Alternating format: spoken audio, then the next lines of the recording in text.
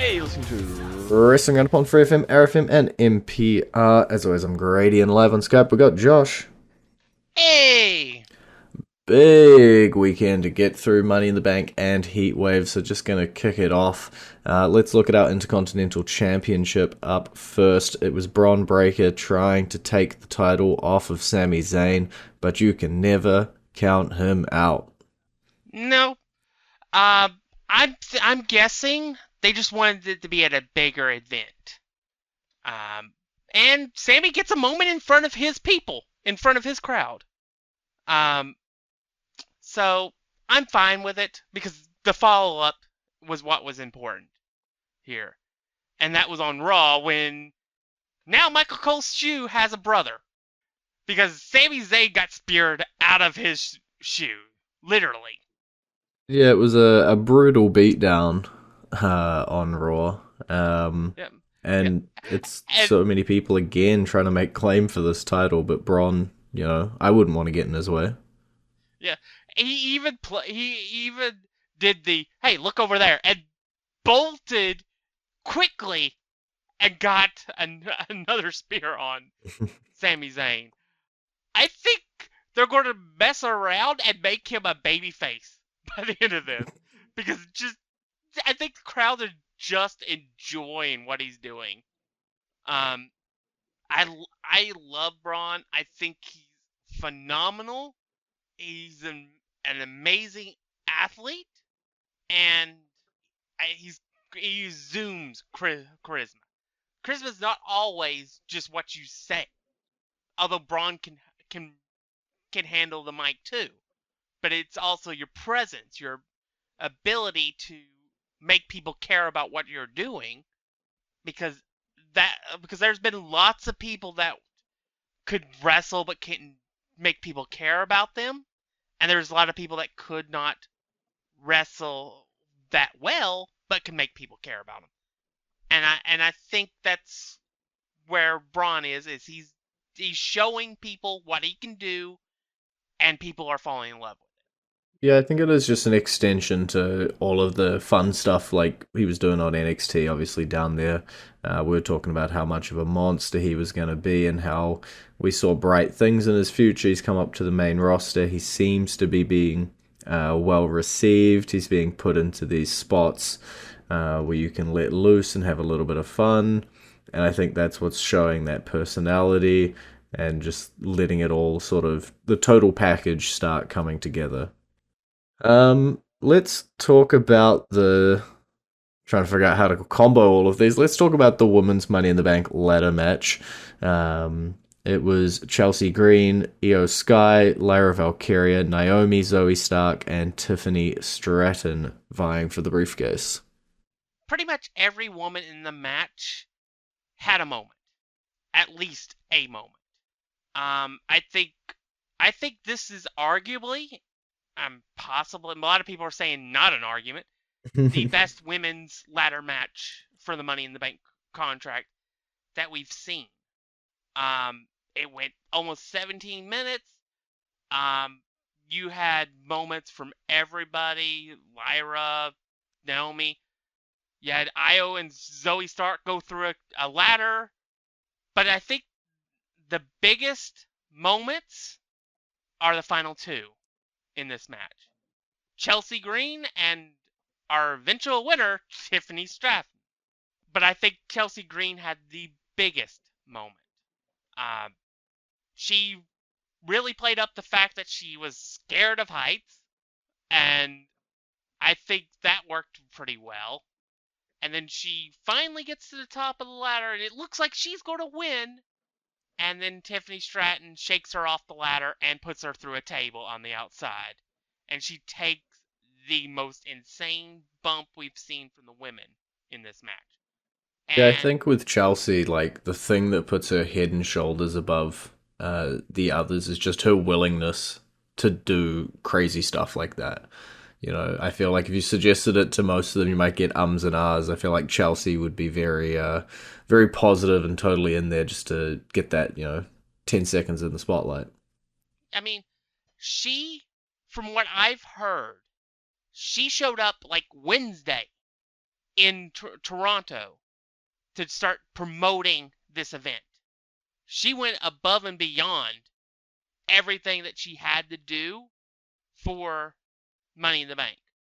And I think eventually she is going to reap a reward from this. I think, honestly, I know I picked Chelsea Green to win this match because I love the idea of her character with it. But I think overall, I think they went a better route. Tiffany Stratton is guaranteed, I think, to continue the legacy of the Women's Championship briefcase being used successfully. I think Chelsea Green might have failed and been the first to fail. And Tiffany Stratton is also just as good of a pick to hold the briefcase because her character also works really well.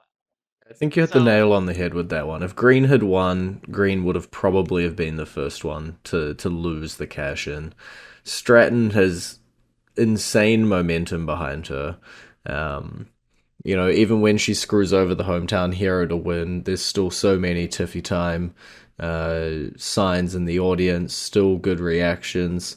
Her future still seems bright. She's the kind of conniving bad heel that will cash in and ultimately run away with the championship. I could see her holding it a little bit longer, Carmella length, especially, which we'll get to in a bit with the men's out of the way. Let the women hold on to it for a little while. Women's division doing well. I actually have a fun fact. Go ham. Since they introduced the women's briefcase, at no point has both briefcases been in existence after SummerSlam. And we continue that trend. But yeah, I think Stratton was a great option. I think looking at any of the other big name talents in there, Lyra, Io, Naomi, even Stark, can earn opportunities against their championship.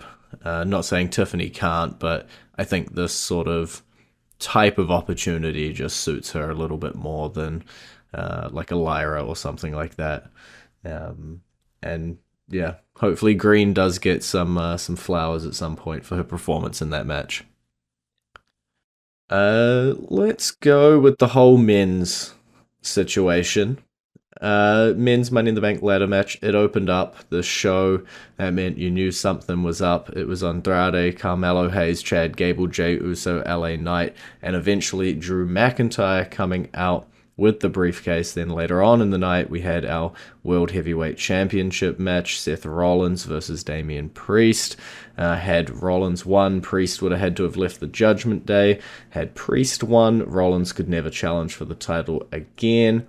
Drew McIntyre cashes in the middle of the match, making it a triple threat. CM Punk comes out, screws over Drew McIntyre, and leads to Damian Priest still retaining his championship. And then on Raw, Damian Priest lifting the last chance stipulation from Rollins, setting us all sort of back to square one with regards to these four characters.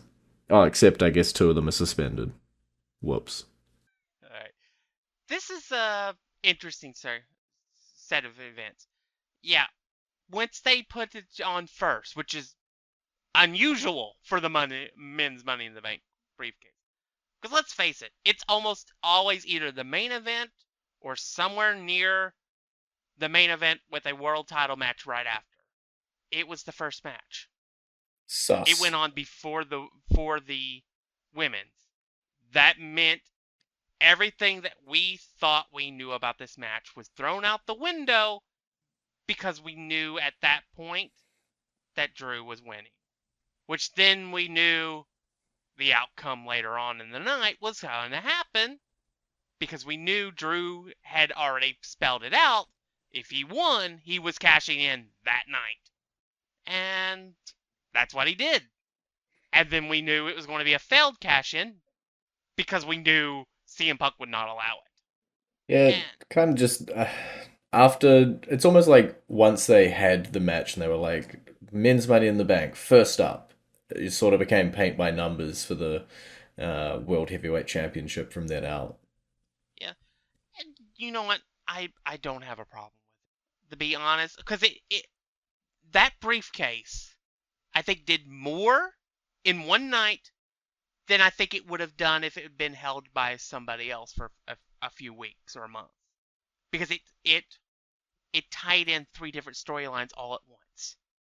Drew winning the briefcase, then using it in the World Heavyweight Championship match, and then CM Punk screwing not just Drew McIntyre, but also Seth Rollins by virtue of screwing Drew McIntyre. It Then we tied immediately in. undo it on Raw as well. I think Uh, hurt that a little bit to me. I I don't think so. Um, because what it did was, obviously Damian Priest is still champion, but he can't avoid some sort of interference in his matches. Seth Rollins obviously gets pissed off by CM Punk, reigniting that feud because we all remembered that was what we were supposed to have gotten at WrestleMania. But injuries happen. And then, of course, Drew McIntyre's pissed off at CM Punk because this is the third time he's been screwed out of the world title by CM Punk. So I love that it tied in everything together. And then Damian Priest is obviously still shifting his character, because he didn't have to acknowledge the botch 3 count. He didn't have to acknowledge that Seth Rollins got screwed by that. But he did, making it more of shifting his character more towards the face character that we think he should be. Of course, this is probably something that comes after the Judgment Day explosion, which had something happen on Monday night that's furthering towards that. But yeah, I don't mind undoing the stipulation, because again, it's an honor thing for Damian Priest. Yeah, I like it from the honor standpoint. I think, especially when you think about how Priest is not had the cleanest of title runs in terms of people messing with his matches. I just think that in terms of Seth being mad at CM Punk, I feel like that could have been a little bit stronger had Seth continued to be screwed out of it. But hey, everybody hates CM Punk at this point in that match. Yeah, but you can shift that to CM Punk apologizing, but not really, for what he did. And everything in that promo that Seth did on Raw was 100% honest, and was probably some of the best work Seth's done in a while, because it shedded the outlandish character, and it was just Seth Rollins. Yeah, and And you it meant and it yeah, and he meant everything, and he reminded CM Punk of what he just said to Drew McIntyre. Actions have consequences. So he's coming after him after he's done with Drew, which is probably the final match of that is going to be at Bad Blood. I think which we finally got announced in October. And I think Seth Rollins is going to be sitting and waiting, because ultimately I think the whole stipulation thing was going to be moot anyway, because I don't expect Damian Priest to still be champion the night after SummerSlam. fair enough. Yeah, and you mentioned Damian Priest and furthering the Judgment Day storyline, so I guess just before the song we'll mention that as well on Raw. Damian Priest putting in a call, and Rhea Ripley coming on back at the perfect time to catch Dominic Mysterio and Liv Morgan about a millisecond away from their kiss. Yeah, I will say this. I love that they brought Rhea back. I love that they're everything that went into the finish of the match. I don't like that they telegraphed it with that call to Damian Priest. I think if they don't have that segment and they just have everything else that happens, I think it's a stronger reaction. I think it's a stronger moment, because then she comes out of nowhere to return. When you see that smile on Damian Priest's face when he gets that call, you know exactly who he's talking to, and it kind of it just takes away from it for me. Fair enough, but we will see how it plays out in the weeks coming. And if Liv Morgan and Dominic Mysterio can make it to SummerSlam, it'll be an interesting time for them. But we are going to go into our entrance theme of the week. And it is some classic John Cena, and we will talk about why when we get back. So, you think you're untouchable? And you're back to Wrestling Roundup on FreeFM, ArrowFM, and NPR. I'm Grady, and he's Josh. John Cena popping up at Money in the Bank unexpectedly. He's on his retirement tour. Yep, we've known it was coming. Cena's amazing and all that, but we have known he's been on borrowed time for a while. But he's now made it official. Next year will be his last year in WWE as a wrestler. He will be doing about 30 to 40 dates. A lot of dates. Throughout the year, which I'm kind of glad that that he went over that in the post show, but I think it really should have been said on the pay-per-view. Because the way he spelled it out, it initially sounded like his retirement date was WrestleMania 41. Mm-hmm. But yeah, it gives a lot of options. There are a lot of dream matches that can come out of this. But yeah, he said he is all aboard next year. He's still got some stuff to do for the rest of this year. But next year's slate's pretty much clean. And he will be doing live events, PLEs from basically day one all the way to the end of the year. I think he should win the world title at some point next year. It's a little hard to figure out who he'd be facing and when, but I think he needs that 17th one just so that way he has that record by himself and he can be considered the greatest champion in WWE history for WWE history. Because fair enough. Let's face it, Ric Flair is considered the greatest champion of all time because he held 16 world championships from various companies all over the world. Whereas Cena's 16 championships are in one company. So they're not in the same league. But it would make him the greatest WWE champion of all time to have that 17th.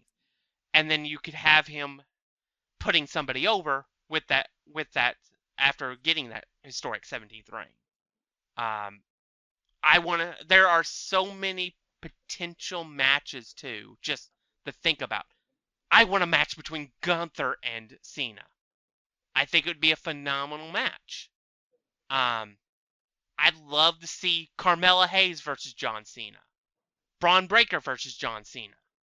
And then you could have him do a match with Randy Orton. Do a match with Cody, who said he's wanted to work with John in this version. There's just so much that can be done between now and next December. I honestly think his final match, they should do it in Boston and make it a PLE. I think it's big enough for that. Yeah, let that be his final match. Unless the only other place that I would want it to be at, if you're going to do it as a premium live event, is the Garden, Madison Square Garden, and make that his final match. But I think it should be in Boston, and let that be his final match, and let him put somebody over, because I think Cena will be more than willing to put people over in this stretch, because he's already shown that with his last couple of years. And I think he will put somebody over as he's walking out. And I also think will be a man of his word, and we won't see what we saw with Shawn Michaels a few years ago. Or Ric Flair. Yeah, well, we'll have to see what 2025 holds for John Cena. We have roughly 6 to 8 minutes, so we're going to have to put the pedal to the metal. Bloodline, last match, Money in the Bank. Bloodline versus Cody Rhodes, Kevin Owens, and Randy Orton. Kind of went the way we expected. Bloodline comes out on top. Solo Sikoa standing tall and setting up that match at SummerSlam for the title, presumably. Yeah. Yeah, it ended exactly as it needed to. The new Bloodline had to win the match. There was no way that they could lose that match and keep their heat. So they had to win. And having Solo go over, I think works fine. I've heard a lot of people saying maybe they should have had Jacob Fatu go over with this being his first match. But I think having Solo being the leader of this group, I think he should have won. He did. He pinned the correct person because that gives him the legal right to go after that title. And I think my vision for the SummerSlam is him versus Cody. Cody barely surviving, like, and then you have the Sharks circle the wagon to take him out to get their heat back, obviously. And you have a hooded figure in a Bloodline sweatshirt hit the ring, and everybody will think it's Hikaru, the new guy. And just when people are like, "Oh, come on, not another one," he spears Solo.